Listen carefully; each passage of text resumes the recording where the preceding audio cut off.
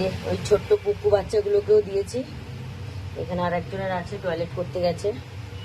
এই যে খাও খাও খাও, কারণ ওদের বয়স অনুযায়ী ওদের মানে হেলথ কন্ডিশন প্রচণ্ড পরিমাণে খারাপ। এই যে মানে ওদের 3 মাস মতন হতে যাচ্ছে বয়স, সেই আন্দাজে কিন্তু ওরা যথেষ্ট রোগা। এই যে এই যে আমার বাড়ির সমস্ত বাচ্চা এই যে চিকেন দিয়ে যে সবজি দিয়ে যে গ্রেভিটা আমি বানাই, এটা কিন্তু সবাই ভীষণ মজা করে খায়, মানে কেউ বাকি নেই। আর দুপুরবেলা দই দিই, সেটাও খুব ভালো করে খায়। কিন্তু যে বাচ্চা দুটো আজকে রিটার্ন এসছে অ্যাডাপশনের, লাস্ট অ্যাডাপশনের বাচ্চাগুলো, সেই বাচ্চাগুলো কিন্তু দিলাম, তারা কিন্তু খায়নি। একটু মুখ দিয়েছে, কিন্তু তাদের খাবার, দুজনেরই খাবার পুরোপুরি পড়ে আছে। আর এই দুটো বাচ্চা অ্যাডাপশন যাওয়ার আগে যখন আমার বাড়িতে থাকতো, আমি ভিডিও পোস্ট করেছি, তো মানে আগে করেছি, তো তোমরা দেখতে পারো এই বাচ্চা দুটো কি পরিমাণ তারা অ্যাক্টিভ, তারা কি পরিমাণ খেলাধুলা করতো। আর দেখো বাচ্চাগুলো কিন্তু সকালে তারা কিন্তু সেভাবে খাওয়া দাওয়াও করেনি, আর তারা সেভাবে খেলছেও না, খালি কোনায় কোনায় ঢুকে যায়। এই যে এটার তলায় ভয়েতে কোনায় কোনায় ঢুকে পড়ছে। তাহলে তোমরাই বলো তো, হ্যাঁ এরকম ভাবে বাচ্চা অ্যাডাপশন নিয়ে, হ্যাঁ মানে তারপরে কেউ এরকম ভাবে রিটার্ন দেয় এতদিন পর? হ্যাঁ ওরা তো ওই মানে যাদের বাড়িতে ছিল, অ্যাডাপশন নিয়েছিল যারা, ওরা তো তাদেরই খুঁজছে। এই যে খায়নি কিচ্ছু না। হ্যাঁ এবার আমি কি করব বলো এদের নিয়ে? ওদের মাও তো মারা গেছে, এমন না যে ওদের মা আছে।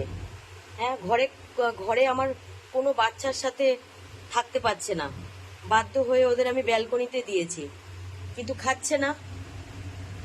এক্ষুনি ওই যে পেস্ট দিলাম, সেটাও খেলো না। হ্যাঁ এই যে এইভাবে মনমরা হয়ে সব আলাদা আলাদা এক এক জায়গায় বসে আছে। এসছে, তারা ঠিক মতন খাচ্ছে না, খেলছে না, সেটা তো আলাদা কথা। জানি না নতুন এসছে কিনা, সেই জন্য। কিন্তু সকালে এসছে, এখন রাত হয়ে গেছে, এখনো পর্যন্ত ওরা সেরকমই আছে। তো ওদের মাছও দিয়েছি, ঠিক মতন খায়নি। আর এখন চিকেনের যে গ্রেভি পেস্টটা বানালাম, সেটাও খায়নি। তো দেখো আমার কাছে তো কিটানদের কোনো ক্যাট ফুড আমার কাছে অ্যাভেলেবেল ছিল না, কারণ আমার কাছে তো ছোট কিটান নেই। এই যে হুইস্কাসের আছে, এটাও অ্যাডাল্টদের জন্যে। তারপর এখানে পিওর পেটের আছে, এটাও অ্যাডাল্টদের জন্য। তো ওকে কি দেবো, ও কি খাবে, ও কি খায়, আমি কিছুই বুঝতে পারছি না।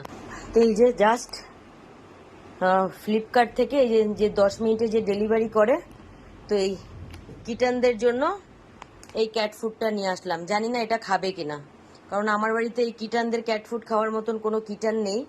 আমার বাড়িতে সবাই বড়, তো অ্যাডাল্ট ক্যাট ফুডই তারা খায়।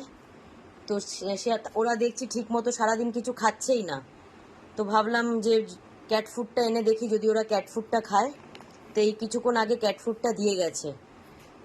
তো দেখি এবার ক্যাট ফুডটা দিয়ে দেখি ওরা খায় কিনা। তোমরা যারা ক্যাট সম্পর্কে জানো, তোমরাই বলো তো, এইভাবে অ্যাডাপশন নিয়ে এতদিন পর কেউ বাচ্চা ফেরত দেয়? দিলে বাচ্চাগুলোর কি হয় বলো? হ্যাঁ এই তো বাচ্চা দুটো না খেলছে, না তারা খাচ্ছে, এক জায়গায় চুপ করে বসে আছে। সম্ভবত তারা তাদের আগের মালিককেই খুঁজছে, মানে যাদের বাড়িতে ছিল তাদেরকেই খুঁজছে। এবার এদের মাও মারা গেছে, এবার আমি কি করব বলো? আমি এদের নিয়ে কি করব? আমি কি করে ওদেরকে আমি ঠিক রাখবো আমি বুঝতে পারছি না। এই ঘরের মধ্যে যদি আনছি, তাহলে এই বড়দের ভয়তে মানে কোনায় ঢুকে যাচ্ছে, বেরোচ্ছে না। এবার যার জন্য ব্যালকনিতে রেখেছি, ব্যালকনিতেও খাচ্ছেও না, খেলছেও না ঠিক মতন। কি খাবে আমি তো সেটাই বুঝতে পারছি না। দুপুরবেলা তেলাপিয়া মাছ বয়েল করেছি, সেটাও ঠিক মতন খায়নি। তারপরে সন্ধেবেলায় চিকেনের ওই সবজি দিয়ে গ্রেভি বানিয়েছি, আমার সমস্ত বাড়ির বাচ্চারা খেয়েছে, কিন্তু ওরা দুজন খায়নি। সামান্য মুখ দিয়েছে, একটু চেটেছে, তারপর আর খায়নি। তো ওদের তো পেট পুরো খালি। তো কি করব? বাধ্য হয়ে এখন আবার ক্যাট ফুড আনালাম, যে দেখি যে সব কিছু তো চিকেনও ট্রাই করা হয়ে গেছে, মাছও ট্রাই করা হয়ে গেছে, তো ওই ক্যাট ফুডটা দিয়ে দেখি যদি ওরা একটু খায়।